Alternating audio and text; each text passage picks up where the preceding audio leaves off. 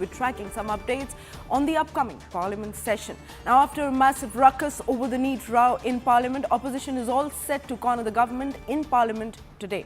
This time, opposition is expected to raise issue of misuse of the CBI and Enforcement Directorate by the government. Now, the INDIA bloc will protest against the misuse of the agencies of the Parliament gate.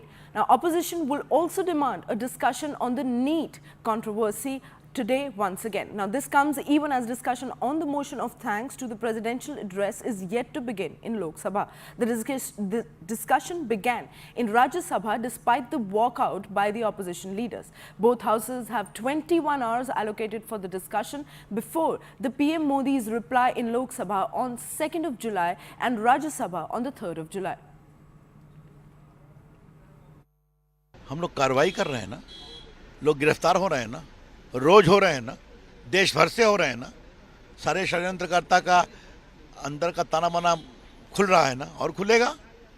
जब राष्ट्रपति जी ने अभिभाषण में पहली बार कहा किसी को छोड़ा नहीं जाएगा, तो सरकार की मंशा वही होती है ना। कांग्रेस में क्या होता है, सिर्फ बोला जाता है, मोदी जी की सरकार में किया जाता है। तो देश को ये मालूम होना चाहिए, और ये लोग वही हैं जो संविधान लेके चलते हैं, संविधान की दुहाई देते हैं, और जब संविधान के ऊपर इतना हमला हुआ तो चुप रहते हैं, क्यों खामोश हैं?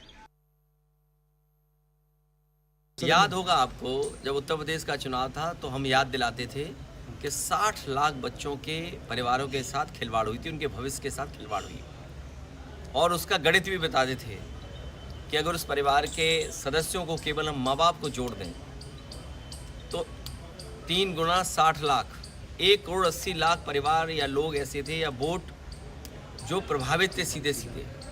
अभी जो नीट का एग्ज़ाम हुआ है, कम से कम नीट का एग्ज़ाम तो नीट एंड क्लीन हो। ये जितने भी एग्ज़ाम होते हैं सबसे ज़्यादा खिलवाड़ ये करते हैं, खिलवाड़ खुद करते हैं, उंगली दूसरों पे उठाते हैं।